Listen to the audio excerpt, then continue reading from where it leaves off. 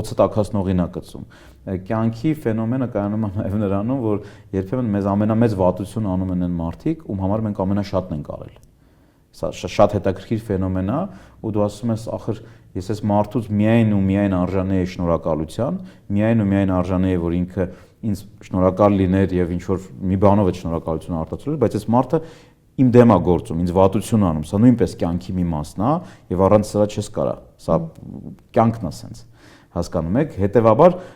դուք կարող եք ինչ որ մեկին այսպես ասած օգնել, առաջնորդել, սովորացնել, զարգացնել եւ մի օր այդ մարդը կարա դառնա ձեր ամենամեծ թշնամին։ Սա նույնպես կա եւ կյանքը գեղեցիկ է այս իր բազմազանության մեջ։ Հետեւաբար չանել,